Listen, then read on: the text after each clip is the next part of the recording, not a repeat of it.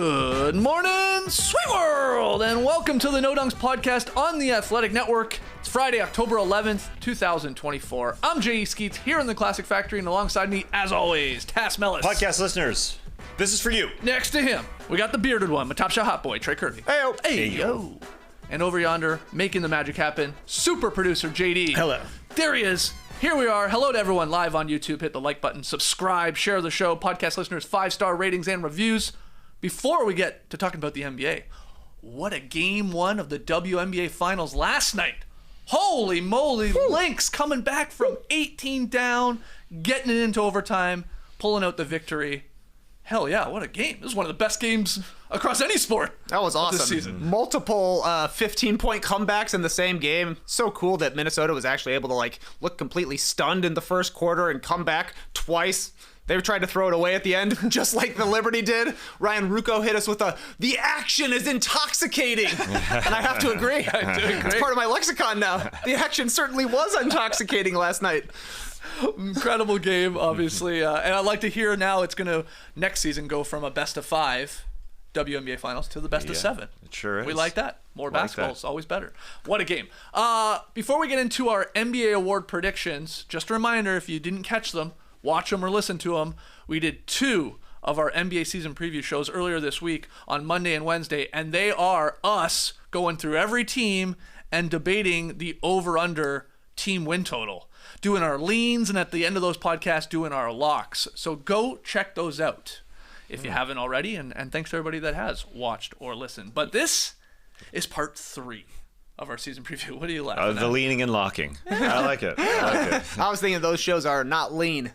They're chunky. Oh, yeah. I feel like we're talking for 45 minutes, then I look and somehow we've gone for over 100 minutes on all of them. Yeah. Those are like 90-minute shows, those over-under podcasts. This one, it's going to come in a clean 60.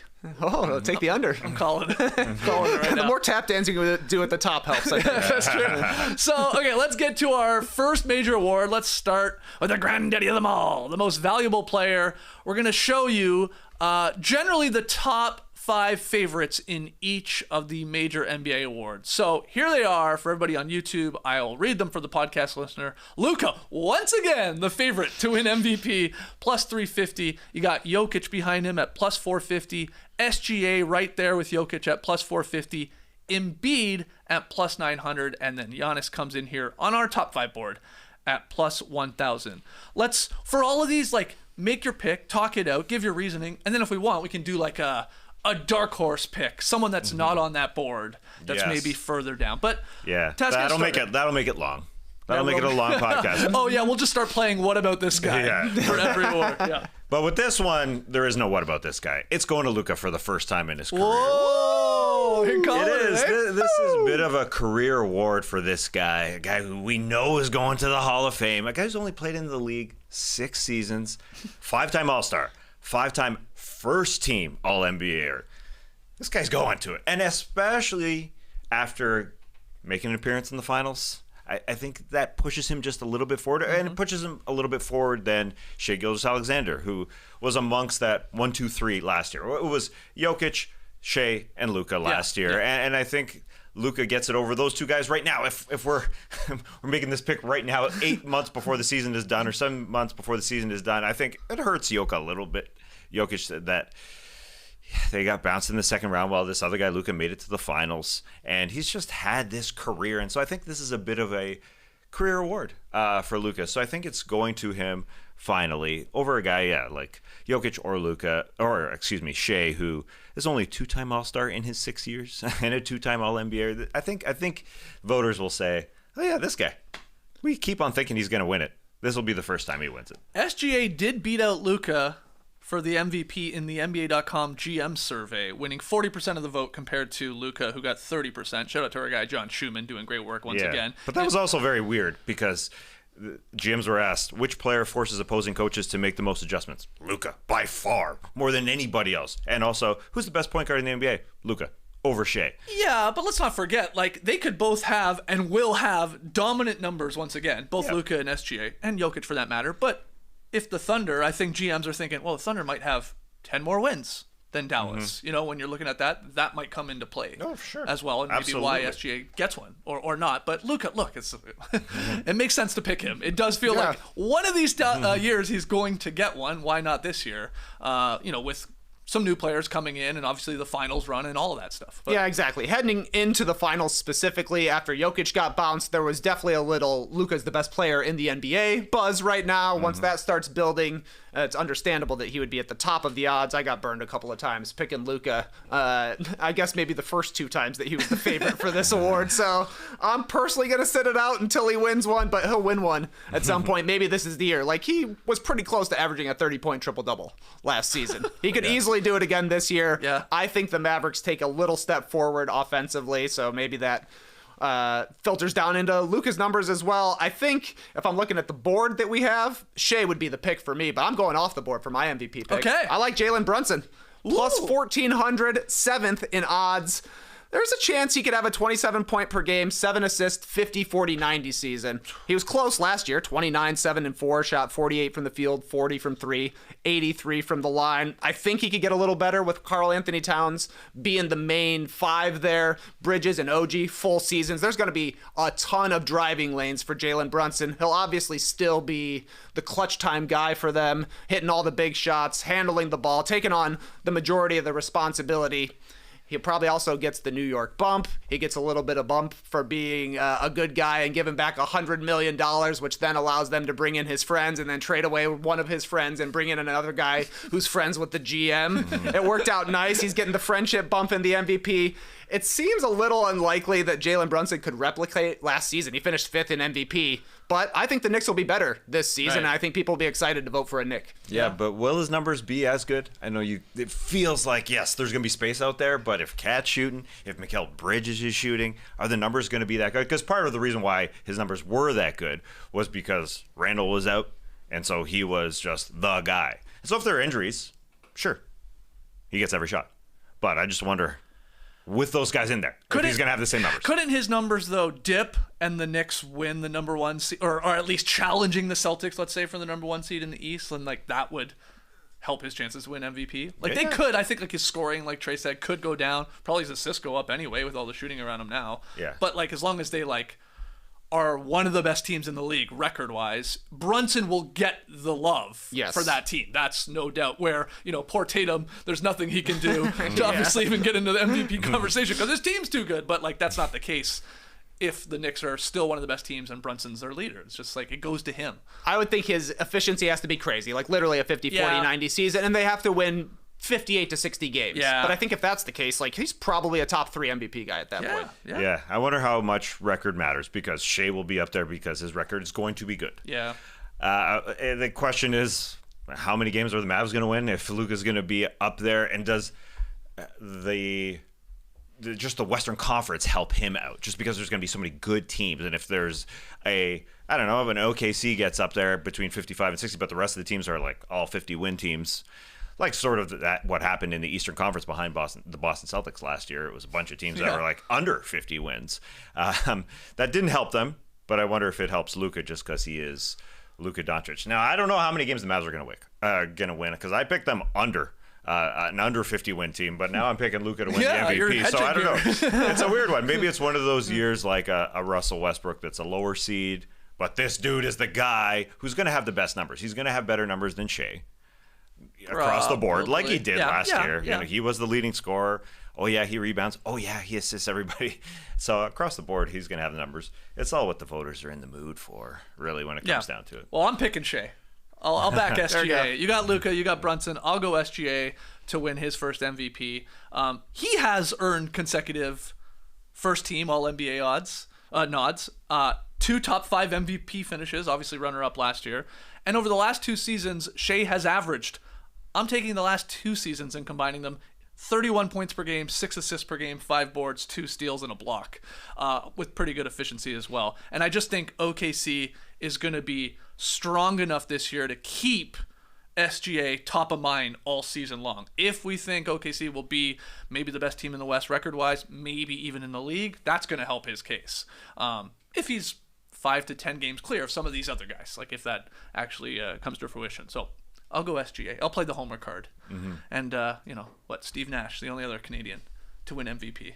Anthony Bennett never got one, but Nash did a couple. So let's hear from you. Who you making the case for? I will ask you before we get to your dark horse picks, even though you sort of picked one already in Brunson. Jokic, no chance to win his 4th in 5 years? No. I say no. Seems unlikely. After you get bounced in the second round, that's part of it. That's part of it leading into the next season. You've won 3.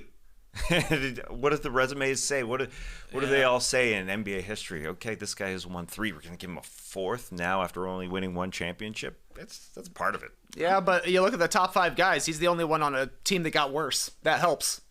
Interesting. They lost KCP. All the others beefed up their teams. I would say outside of Giannis and the Bucks, they're the same team. Yeah. Whereas people are expecting the Nuggets to at least, maybe they'll be the same sort of team, but they lost a guy at the very least. That's why that helps. Yeah, that's why I think Anthony Edwards, who was 7th in the voting last year, has a chance just because they let go of Kat. And if they have a great record, that's the guy who gets all the votes. So I think there's a chance there. A little like Brunson last year. He'll get the credit. Okay, so your dark horse pick for MVP, you can go Anthony Edwards. I think as long as you're out of the top 5 here or whatever. Yeah, it's the Ant-Man for me, who finished 7th last year. So everybody is already voting for him. He's got that going for him. The voters already know this guy's great. And he went to a conference finals last year, so the playoff success. So he's already on the rise. And I think he will get the credit if they do have a great record. And they're going to have a great defense, so there's all that. He's going to get his numbers will go up from last year because Kat was the guy shooting a lot. And so from 26 points per game last year, the 26, 5 and 5, what he had last year, it's got to be up in a high 20s at the very least, 28, 29 this year. So that's part of it, yeah. Okay, you'll go Ant-Man. You got another one as a possible dark horse pick for MVP? Ja Morant. Okay. 10th in odds, plus 3,500. Basically, you could say he's the reason that the Grizzlies' last 2 seasons have gone poorly. Missing time last year, and then obviously all of the off-court stuff during the, 2022 season. It feels like we haven't seen Ja Morant for a long time, and people are expecting the Grizzlies to have a bounce-back season. This would require an ultimate bounce-back season where he's getting close to 30 points per game. The Grizzlies are winning 50+, which, the percentage chance of that happening may be like a 2% chance, but not unreasonable. I thought it was very funny when he saw a tweet from NBA TV, which was, which player is primed for a breakout season? And he was on the same list as Jalen Williams, Evan Mobley, and Wembanyama and Banchero. He said, respectfully, why am I on here? I've already broke out. I'm that good. Excuse me. Respectfully to everybody else, why am I on here? So good. You're on there because you haven't played in a long time. So respectfully, back to you, sir. My dark horse pick, I'm going way down the board. Very unlikely here, but give me Paolo Banchero at plus 20,000. Crazy odds. That's too low. Too low. So I'm doubling down on how good I think the Magic could be, of course, for this to come true, for him to actually win MVP, but he's the best player on that team. So if they shock everybody and suddenly catapult their way into a top 3, maybe even a top 2 seed in the Eastern Conference, he's going to average 25, 7 and 6, something like that. Maybe there would be, some support for him. Again, this is far-fetched. This is a dark horse for a reason. But I'll go Paolo. When they make the announcements, all NBA go before MVP? Because I'm just saying that because he would be the first MVP announced that's never made an all NBA team, I'm guessing. Wow, interesting. Yeah. Would that be true? Is that true? Derrick Rose. Yeah. Derrick Rose was an all-NBA before he won MVP. Oh, the next I know season. that for sure. The next season. Rare. That's right. For sure. Yeah. So that's why it's a dark horse. That's true. I do have a trivia question for you guys. Can you name the last MVP to average under... All NBA and MVP for Derrick Rose that same season. So it all but to average under 25 points per game. Last MVP under 25 points per game. Nash? No. It's a good pick. I mean, he did it. He was under 20. yeah, exactly. Dirk? No, he also, I believe, was under 25 though. So it's just happening more recently. Yeah, well, if I give you the year, you guys will get it right away because you're sickos. But it's shocking because you think, well, he's Westbrook? No, it's one of the greatest scorers of all, shooters of all time, scorers of all time. Durant? No, you're close. He played with him. Harden? No way, he was way over 25 points per game. Yeah. Steph? Steph Curry Was under 25. Steph Curry in his first MVP season. That's Times have shocking, changed, isn't man. it? Times have changed. Obviously bumped it up to like 30 Yeah. when he won his unanimous MVP. But yeah, in 2014-15, Curry was under 25 points per game.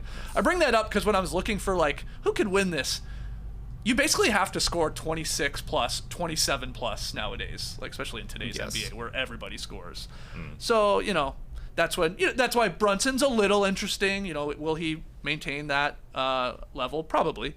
But yeah, I thought it was fun. Any chance for Jason Tatum to get this at plus 1,800? He's not allowed, unfortunately. Could the pendulum swing back though? Yeah. It could. Yeah. How many Porzingis games? is out. The longer Porzingis is out, the better chances for Tatum, I think. Does he need Brown to go down too though? That even helps more. Yeah. The worse their team is, the better he looks. Yeah, that's fair. Okay, those are our picks for MVP. Obviously, play along here in the stream team. Leave your selections in the YouTube comments. Tweet at us if you want, at NoDunksInc, either on Twitter or IG. Okay, most improved player. Let's go to this one. Here are your favorites, according to BetMGM. Wembanyama, plus 700. What are we doing? Disgusting. Oh, my God. Kuminga, plus 1,000. Mobley, plus 1,100. Josh Giddey, plus 1,400 there, now on the Bulls. And then Jalen Johnson for the Hawks, also plus 1,400. Trey, let's start with you. Is it someone on that board that you will be backing for most improved, or do you have another name? It is someone on that board. It's a homer pick.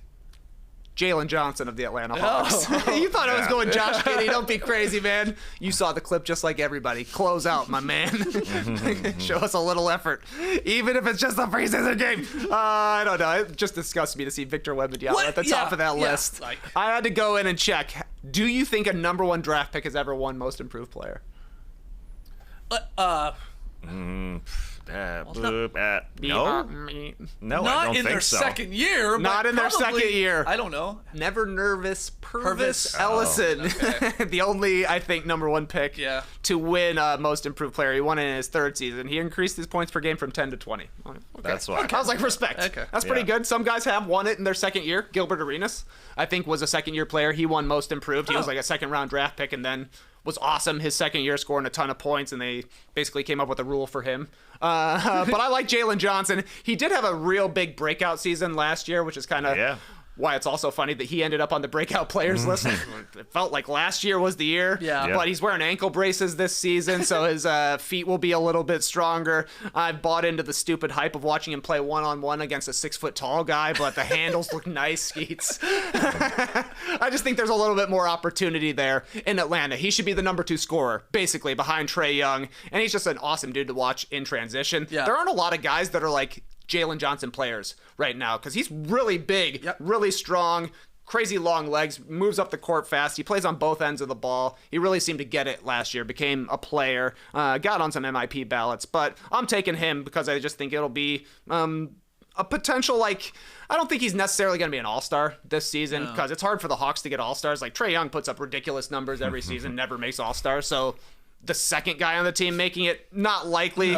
And kind of right now you have to be an all-star to win most improved player. I think 7 of the last 8 seasons was a guy winning most improved player in their first all-star season. Siakam kind of was the only guy that didn't do it, and then he was an all-star the next couple of seasons right after that. But I think he's got all-star talent. Does he make it? Who knows? Give me MIP Jalen Johnson. Yeah, that 10-point increase last year, up to 16 points from 5.6 the season before.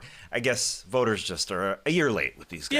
Yeah, he was like the nerds, the basketball geeks were like, yeah, he's one of the guys that's improved the most, but like, will the rest of the media catch on if he maintains that? Well, he obviously has to increase that level. I think he has to clearly become the Hawks' second best player. Yes. Right? Yes. And and the numbers bump up a little bit. Maybe they surprise people as well and they're a little better, though they'll just be 500. He will be the Hawks' second best player. Unfortunately, he got hurt last year, and there was some hope. There was a little bit of hope here in Atlanta that team was going to be good when they started 8-7, but then bang, he went out. And the team just... That's true. The team plummeted big time. So, yeah, he had 16-9 last year. He's a very, very, very good player. He'll clearly be the second best player. For me, I'm going with the guy on that list as well. It's Evan Mobley, because everybody just sees him as just this defensive player, which he's amazing, receiving the third most defensive player of the year votes last year. But he is a very good offensive player, and I know Kenny Atkinson, the head coach there, is going to let him break out. people need to know this guy needs to be unleashed, and I think he will be because his usage rate has just been the same every single season of his career. His first 3 seasons, it's been the same. But Kenny Atkinson has come out and said, I am letting this guy go. If he gets the break, if he gets the board, he's got to lead that break. If he's got 5 out on offense, he should run that offense. He should run a pick and roll. He's said that they're going to unleash him in a lot more ways. Last year, he was tied for 145th in the league in terms of usage rate. He just has to go up. He's a modern player. He's so good. It's a similar guy to Jalen Johnson in a way. These long guys who are so good and so talented needs to be unleashed. If they've got 5 shooters out, then this guy just needs to be just run free, Evan. Just run free. His offense should be there. He should be way up this year. You love Evan Mobley. I do. Feel like he's one of your favorite players. He's a great player. Yes, I do talk about him quite frequently. I think you go to bat for him quite a bit. Yeah.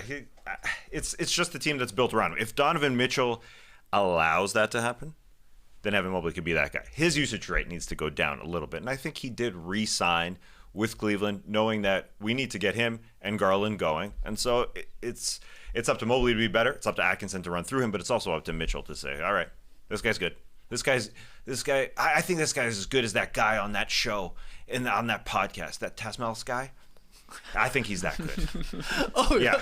Interesting. Yeah. You love Mobley, and Mobley also loves you on No Dunks. Would be amazing. I love that guy. Yeah. So a part of your equation here for most improved for Mobley, I assume, is like an all-star season too, to fit sort of that bill that Trey was saying, which is definitely possible. Yeah, it's hard for Evan Mobley because he's been around for a few years. He was 4th in Defensive Player of the Year last year. Like he's known for being a very good player. He keeps on getting Defensive Player of the Year votes. Yeah. I'm not sure how much his numbers increase. Again, when you say that he's going to be playing with Donovan Mitchell and Darius Garland and Jared Allen, who are going to score a lot, will his numbers go up enough? I don't know.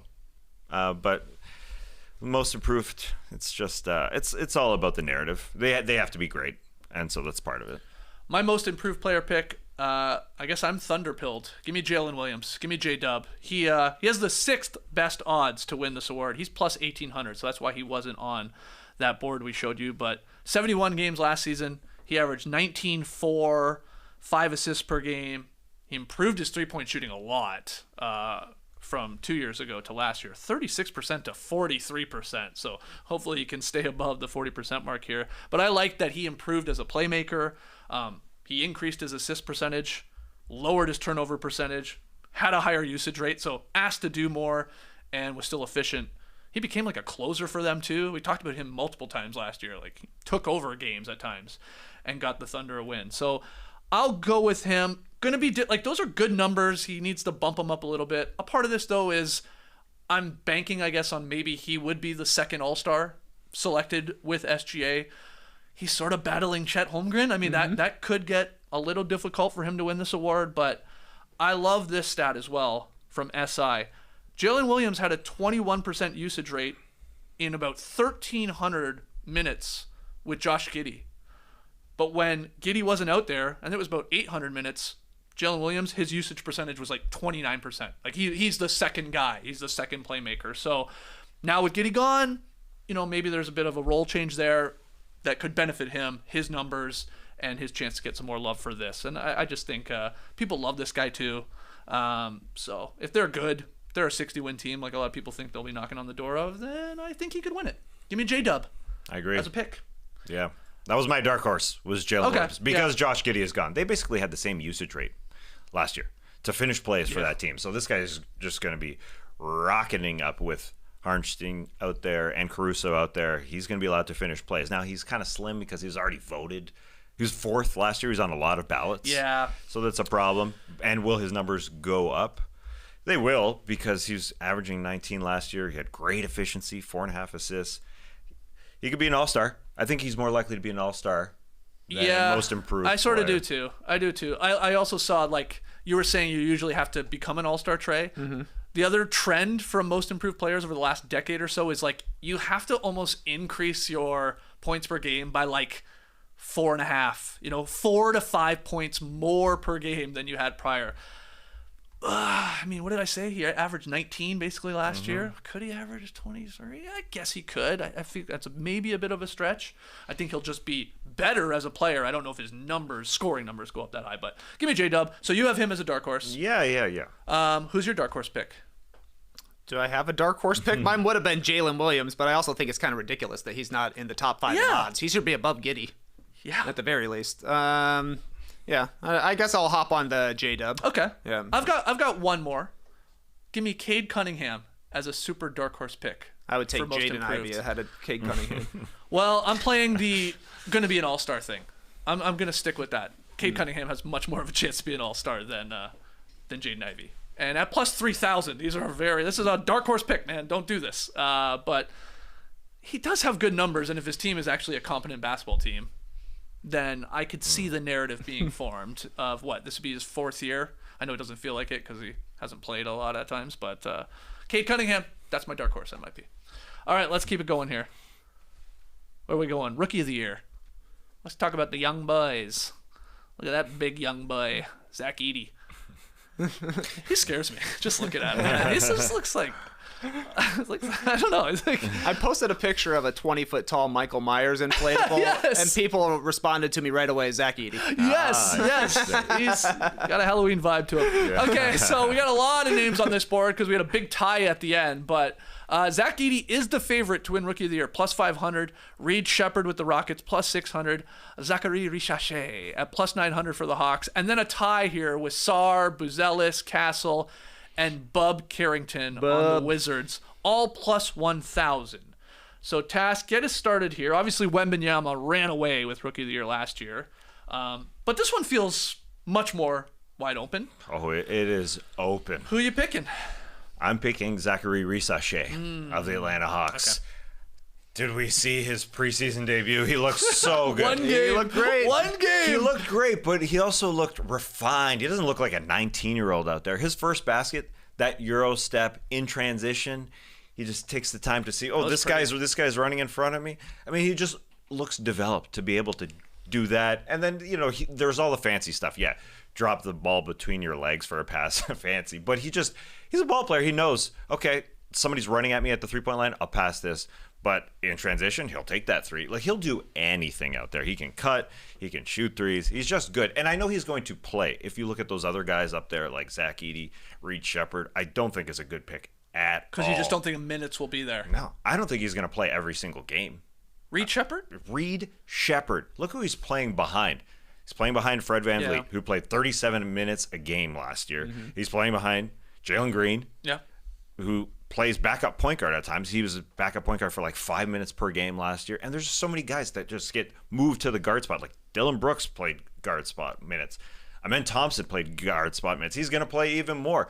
Yeah. Jayshawn Tate played more minutes. Like there's so many guys. I think Cam Whitmore is going to play more minutes at the guard. I don't think he's part of that rotation that is like trying to win they need right shooting, here, right now. Though, which Reed gives them. Yeah. You see his first preseason game? I'm with you, though. I want enough minutes to win this. It will be difficult. And Richache is not starting for this team right now, but I think he will be at some point of this season because he's playing behind DeAndre Hunter, who gets hurt all don't worry about that. time. Yeah, he's missed, I went and did the math, he's missed a third of his games, essentially, since being in the NBA.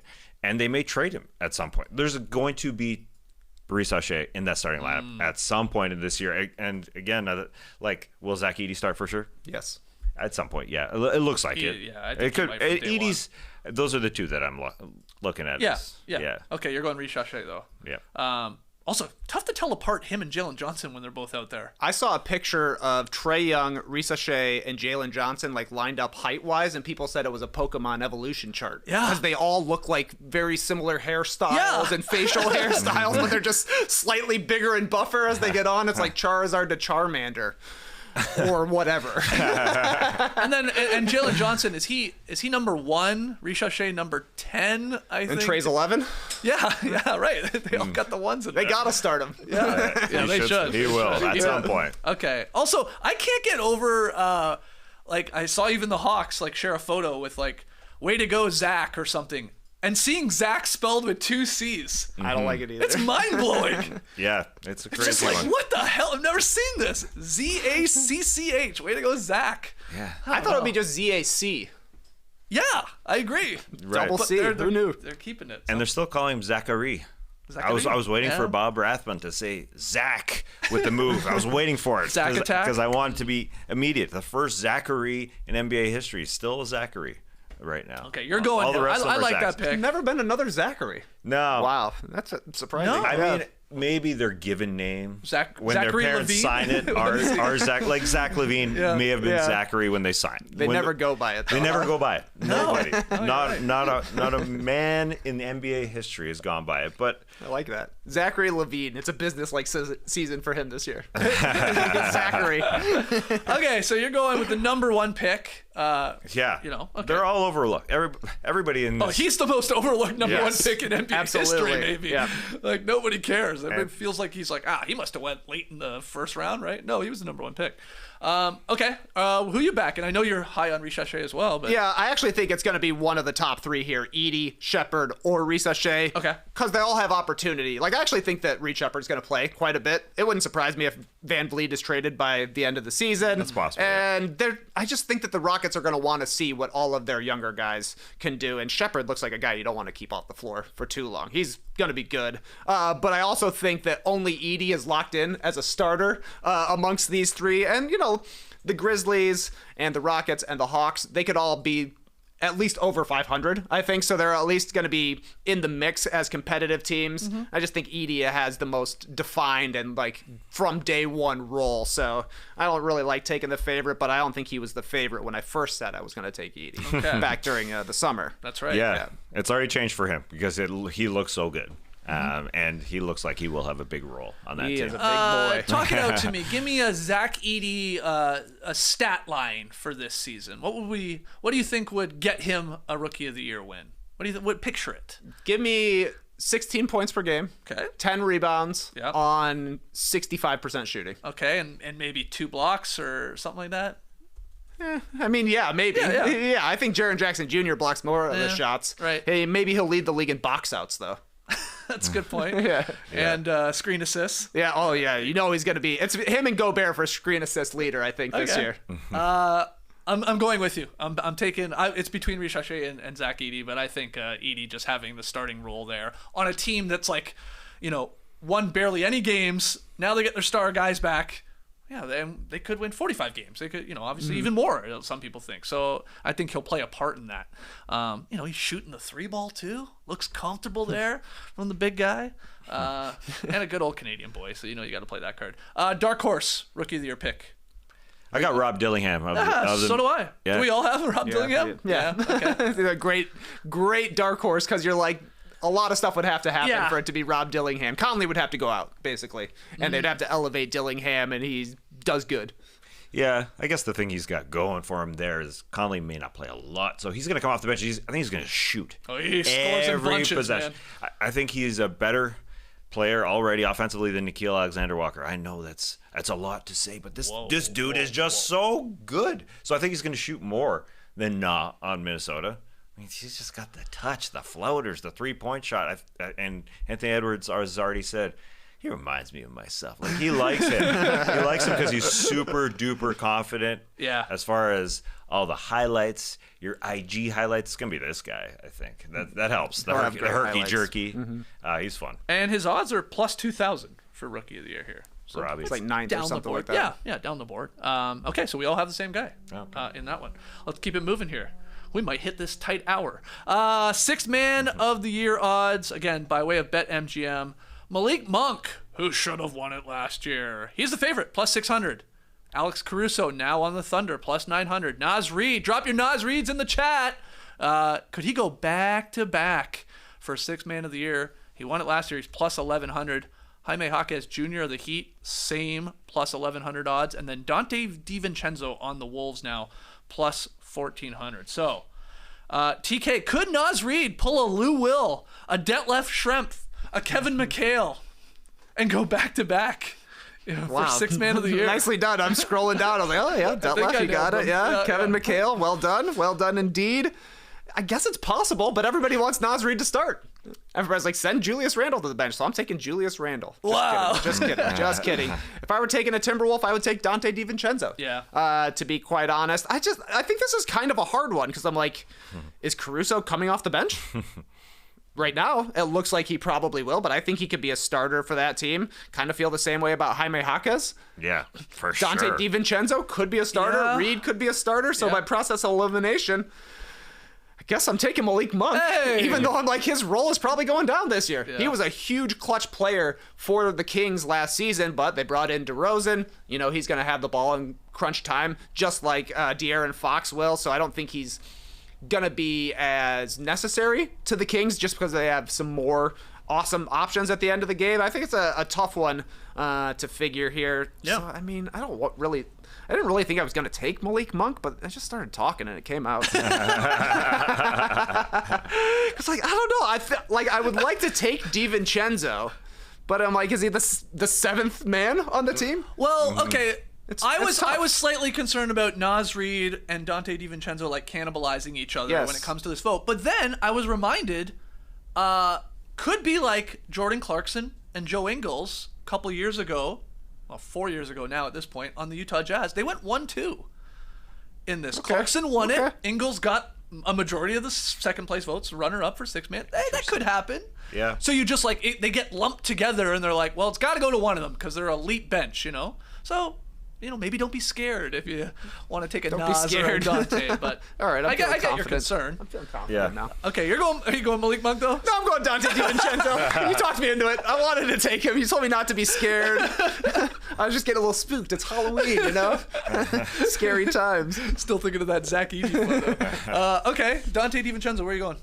I'm going with another weird scenario where they could have two guys that you could vote for with the New Orleans Pelicans. Because who is starting for that team? Well, Herb Jones is apparently starting at center. Center. Yeah, so that bodes well for somebody like Trey Murphy on that team to be the guy coming off the bench. Because let's just Okay, talk it out. we'll talk because we know Zion's starting. We know Herb Jones is starting. We know DeJounte Murray is starting. He's not coming Right, off the bench. yeah. He is their point guard. Brandon Ingram's got to start. You think so? I would assume At least while he's there. Yeah. Yeah, but they don't have a center then. Well, Herb Jones. Maybe. That's okay. what they're saying. So where's CJ McCollum? He plays on that team too. I mean, they pay him $30 million. Yeah. Are they starting 6 guys? I mean, how many guys are they starting? Like one of these. I mean, in this case, Tice is out. He's not starting. Yeah. If Herb Jones is starting at center, which You think they're lying to us? probably, but it is strange because they have so many guys. So yeah, okay. So if we're starting, this could be the New Orleans Pelicans starting team. You're talking. DeJounte Murray is your starting point guard. Yeah. McCollum's right beside him. Okay. Ingram, Zion, and Herb Jones. Okay. That's your starting 5. Well, Trey Murphy's the guy to vote for when yeah. it comes to sixth man because he's just going to come off and fire because he's so good at it. Yeah, that's a good pick. And he is not playing right now. He's banged up for a couple weeks, but he should be back. And so he's kind of a dark horse in terms of this right now just because he's out. So find him. Find him in the betting odds and take Trey Murphy the third. It is an odd scenario because Yeah. there's just so many guys, so many good players there. And that could get blown up in your face if they do trade Brandon Ingram, and then Trey Murphy slots into the starting lineup. Yes. And then Yeah. Bucks cannot win six man. Yeah. Yeah, But and that's I a like the thinking. similar thing with Malik Monk in Sacramento. The guy obviously is a bucket and he can score coming off the bench, but is he going to get enough shots when it comes to the end of the game? And do they want to go in a different direction? Are they going to keep all of those smaller players? Do they want to get taller? Do they want to get big? Because they are lacking in that. I know Domantas Sabonis is their center, and that's what he does. But it might be time. It might be time to get a little bigger and move one of those guys out of there. This is tough. This is a very difficult one to like try and predict. I mean, I love Malik Monk, but yeah, you're right. A big part of his like case last year that I kept saying on this show was like, this guy takes over late. He really does. But now you already have Fox, of course, was a part of that equation. Now you got DeRozan, who's one of the best we've ever seen in terms of fourth quarter scoring. It's like, does Monk get squeezed here a little bit? So I'm going to go with my dark horse pick because I just don't like anyone else really on the board because you said it, Trey. Half these guys might be starting at some point. Give me Bobby Portis at plus 1,800. Likes to shoot. Nobody likes that pick, I'll tell you that. But he finished third last year in this, so he's top of mind when it comes to six man. Yeah, he scores. He averaged 14 and 7 in about 25 minutes per game. Good shooting splits, 50, 40, 80. And Crazy Eyes was right there with Naz Reid when it came to win shares. Like, he does impact winning. So give me OG Bobby Portis for a six man of the year win. I don't love it, but this is difficult. Anyone else that you want to show some love to? Yeah, I think there's a couple of nice dark horses here. CJ McCollum, I actually think, is the guy that should come off the bench for the Pelicans. He's 10th in odds at plus 1,800. And then I like Deuce McBride as well, plus 2,000. He's 11th in odds. Tibbs doesn't play a lot of guys, but he's going to have to play Deuce McBride. But it's kind of hard to take him for six man of the year when you're taking Jalen Brunson for MVP. It's like, there ain't a lot of minutes left over for the MVP if there's an MVP. But I like both of those guys. I think they're good players. I like Deuce McBride, that pick as well, because this team is a little thinner, and let's say there's more injuries. Yeah. Mitchell Robinson is out. Cat missed some games last year. OG missed some games last year. If they all go out, this guy's going to come on the floor and shoot a lot.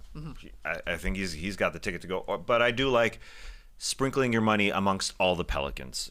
I don't think we know who's coming off the bench. Cam Stewart here, eh? Yeah. Betting on golf. A little bit over here, a little bit on that guy, yes. a little bit more on this guy. He'll make cut. $3 for Trey. Sprinkle that on Trey Murphy. CJ gets, I don't know. I don't really know a good pun there for dollars with the CJ. You want to put $1 on Jose Alvarado just for fun? Sure. All right, throwing down. I'm seeing a lot of Bennedict Mathurin from the stream team. I as wonder well. why he just scored 25 points in a Had a great one. Ben the Baker. That's what I'm going to call him this season because they did that video for their schedule release where apparently he likes baking goods for his team. Halliburton in one of the media days was like, he baked me a great, I think it was banana bread, I want to say, or something like that. Cool. I forgot what it was exactly. Ben the Baker, he can score. He's kind of a forgotten guy for me just because of how much time he missed. And, the Pacers were pretty good in the playoffs and he wasn't around. Yeah. But he's still a good player. Ben the Baker, that's a good cool, nickname because he's cooking. Yeah. He's getting hot. Yeah, it's a science. It's true. I thought his mom cooked a lot for his team. Yes, the Haitian menu. Food. Yeah, so maybe there's a connection. He's nasty in the kitchen. He learned it from his mama. Yeah. Okay, I like that. Let's sprinkle like a lot of sprinkles. What do you sprinkle in baking? Flour? Sprinkles. Sprinkles. Put them on the top of your cake. You're right. Yeah. You do sprinkles in baking. All right, let's go to. You can also sprinkle salt. Get the salt sprinkler. Yeah, the salt on a nice sprinkler. little cookie. Yeah, drop that. Flaky Malden salt. That Turkish man. Defensive Player of the Year odds. Come on, we're trying to get under an hour here. Just kidding. Look at these odds. We have our first look at these odds. Doesn't really work as Nickelback. Wembanyama, the odds-on favorite to win this, minus 250. Vegas is saying it's his, guys. You'd be silly to bet on anyone else. Bam, plus 1,200. Rudy Gobert, plus 1,400. Mobley, Tass's guy, plus 1,600. Chet Holmgren, also plus 1,600. Rudy Gobert claimed his 4th Defensive Player of the Year award last season. But, his French counterpart here. Odds-on favorite. Can you make a case for anyone else, TK, besides Wembanyama? Or would you be backing him, even though you're not getting a good payout? I mean, he's going to win it. He basically told everybody at the end of the season last year, I'm going to win Defensive Player of the Year next year for the foreseeable future. It's just, I feel like it's unfortunate for Bam Adebayo, of all people. Oh, I know. He never squeezed one in because Gobert got one last year with, a bounce-back season for the Timberwolves. Yep. I think Bam's chance was the year that Jaren Jackson Jr. won it, maybe the year Marcus Smart won it, where it was kind of like, we can't do Gobert again. But then Gobert came back last year. He deserved it. So I do think it'll be Victor, but I think it would be cool if Bam got one. I don't think he will. Yeah, He might get second, though. Bam has finished for 5 consecutive seasons in the top 5 in Defensive Player of the Year, which is pretty wild. Like, he's always in the running for this, but always a bridesmaid. Yeah, it's if the voters say, we can't give it to Victor Wembanyama yet. They're like, he's going to win 20 of these. But we don't need to give it to him yet. Yeah, the most that anybody has won the Defensive Player of the Year is that 4 is Rudy Gobert, the late Dikembe Mutombo, and Ben Wallace. Yeah. So there's 4 across the board. if you give Vic his first when he's 21, he's going to surpass those 4. He's going to smash it, and maybe that's okay with everybody. But if the San Antonio Spurs don't have one of the top 5 defenses in the league. Well, that's it. Weren't they like 22nd in defensive rating last year? Like, how high does it just have to be above average? Does it have to be top 10? I think it has to be top 5. I think it has to be really good. Then there's no way the Spurs are not going to be top 5 defensive. It's very unlikely. I agree. Yeah. But Victor's going to play more than he did last year. They're going to have a better team, period. Yeah. So I think, it depends on what the voter thinks. It would be good to give Bama just a lifetime achievement award for being, top 5 for so long. Yeah. He's in his prime here, and Vic is going to get 1,000 of these. So the Bam part, that's a good one. He averaged 3.6 blocks per game. Wembanyama did last year, led the league.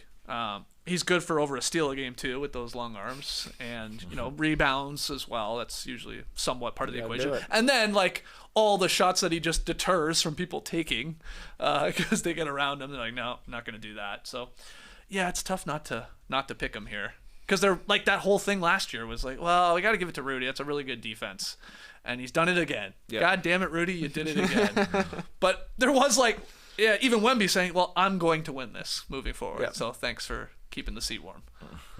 He cares about defense. If he was if he was a guy that was like, oh, I'm just 7'5", I only play offense, he maybe would still be a contender for defensive player of the year. But unfortunately, he cares as much on that end as he does about the offensive end, which is impressive. Yeah, I think I am just fascinated with because again, we always talk about this award. It's a bit of a team award. It's like your team generally has to be a good defensive unit. Yes. And then you pick the best defensive player from that to give the award to. Hence why sort of Marcus Smart won it that one year for the Celtics. Awesome defensive team. He's a great defensive player. He gets it. You could have given it to a couple other guys on that team for sure. But like, how good does the Spurs defense have to be? That's like if they're 15th, if they're average.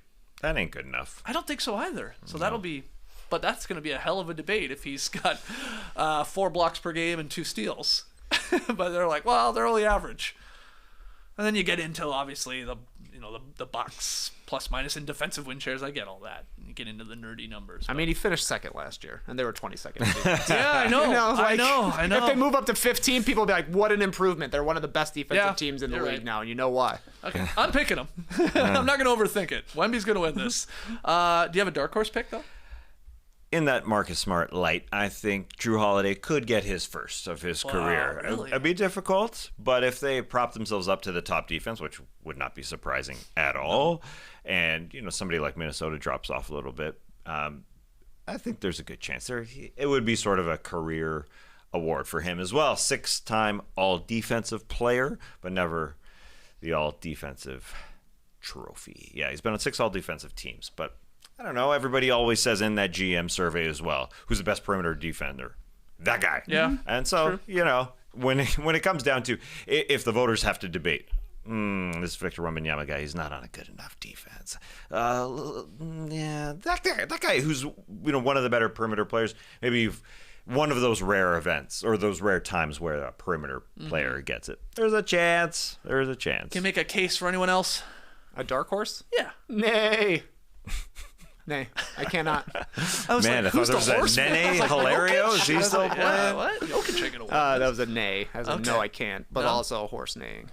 Yeah, I'm very good. That was a very good name. I think everybody but Victor is a dark horse, really. Well, right. I thought you might come on here and convince me Caruso could get some votes. He's a guard. Yeah. That's the problem. I think Drew Holiday would probably win it before Caruso does. Give me a Herb Jones at plus. Okay. 6,600 are his odds. Now that we know he's playing center. How tall is Herb Jones? Like 6'8"? Is he even that tall? I don't know. He's not. Maybe not. But if this works and they're saying they're going to try it, my God, he'd get some credit. And he's an incredible defender, and you got all his teammates already wearing Herb Jones for Defensive Player of the Year shirt. That makes sense. The campaign is already swelling here. Man. Okay, give me Herb Jones as a dark horse, but I got Wemby. You guys. And it makes sense on offense for sure. Zion with 5 guys who can shoot, or 4 guys who can shoot. Of course, let's have Herb out there. But I wonder on the defensive end how good it's going to be. It's like Herb Jones is going to have to be playing like Zach Edey, and Jokic, and all the monsters there. Hey, I'd like to see him try. Final award here. Coach of the year. Yeah. Oh, yeah. The guys in the zip-ups.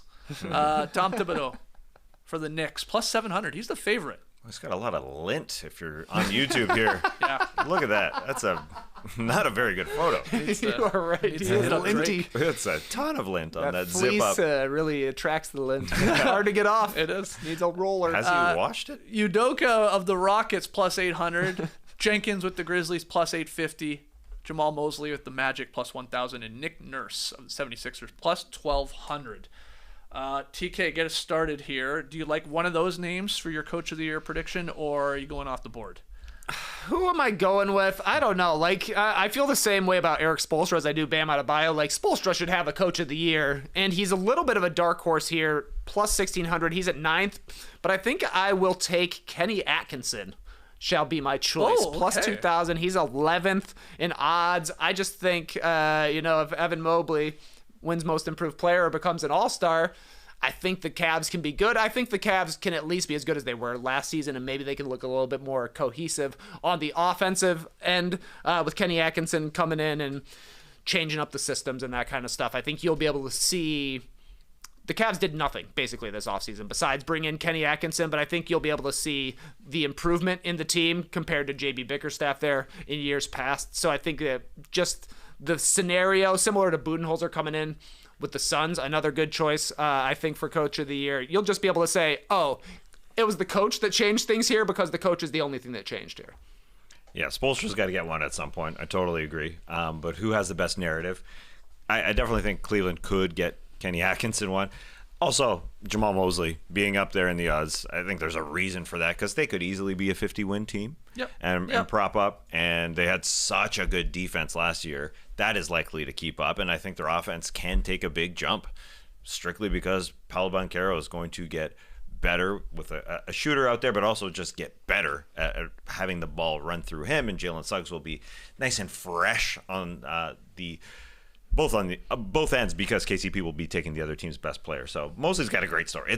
It's all about story with the Coach of the Year. So that's your pick? Yeah, I'm going with Mosley. Yeah. I'm going to go off the board for my pick. I'm going Mike Budenholzer with the Suns.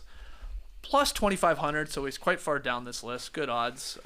He needs to take the Suns, who were probably just on the periphery of a top 10 team last year. He needs to take them to 60 wins for him to get this.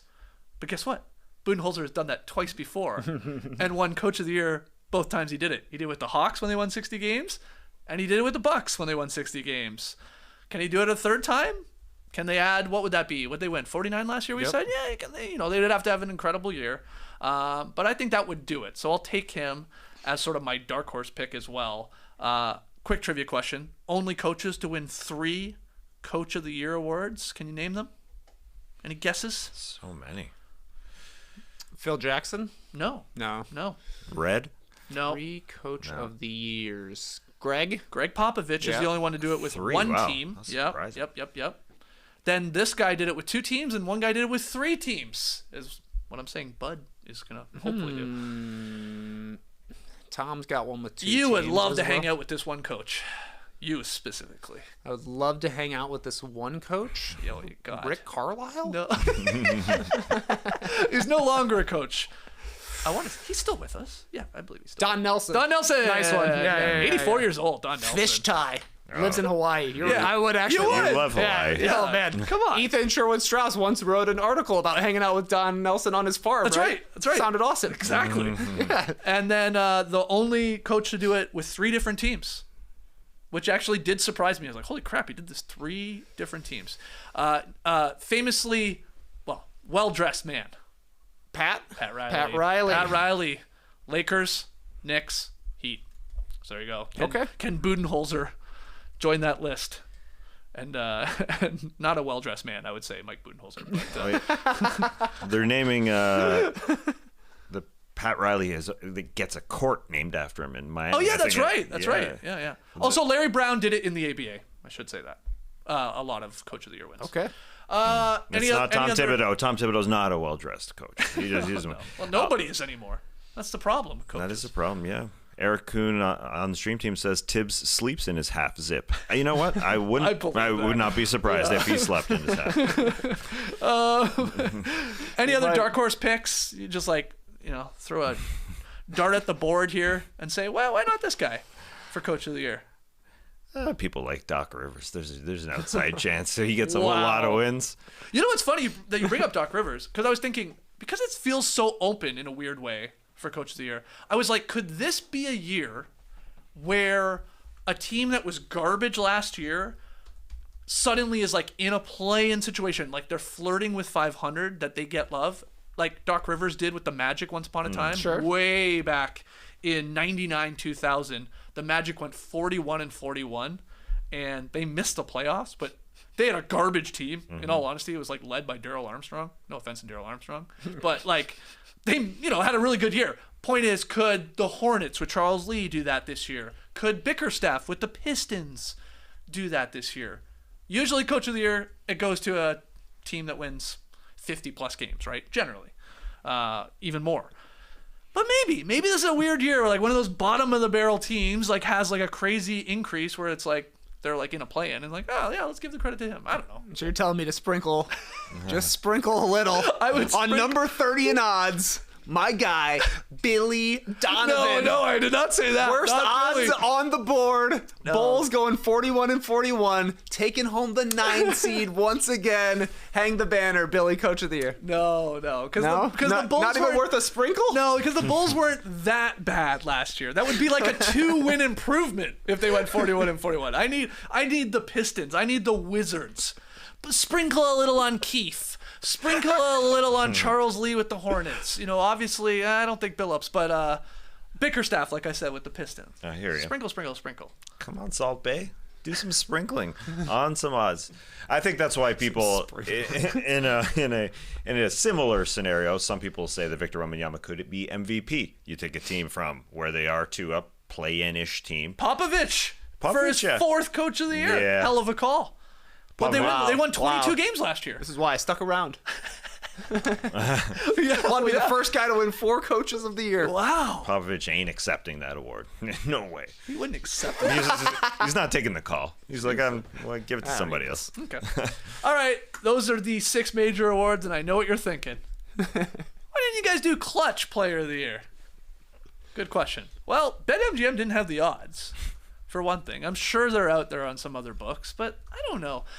Clutch Player of the Year still seems like a fake award to me. Kind of. It feels more like the Hustle Award than it does one of these awards that is voting. But it is voting, right? It's voting. I think adding up think clutch they points. get one of the sexy, weird vases. I believe that. They get a Victor Solomon? But I don't know. But do you want to call your shot? Clutch Player of the Year? Calling a shot. That's what these clutch players can do. Steph, I guess. Okay. Was he won last year? Yeah. Well, you got Steph going back to back. According to a random website that correlates several websites, he's the leader. He's the odds leader. Him, Shea, Luka, Edwards, and Brunson. And I guess Damian Lillard is tied with Brunson. Okay. I'll go Donovan Mitchell. Nice pick. I'll go. Yeah, it's got to be him. I'll go Jokic. Okay, good. He's a dark horse, not even on the board. There we go. He's below Jamal Murray. Jamal Murray has odds, no Jokic odds. Man, why do we forget about Jokic? He gets clutch basket after clutch basket. Yeah, he does. He scores in the clutch all the time. And just because they're not sexy, like fadeaway jumpers. They're like dinkers and dumpers. That's why. Yeah, he needs more of those weird ones, but he would have to play against Anthony Davis every game. That helps. All right, we did it.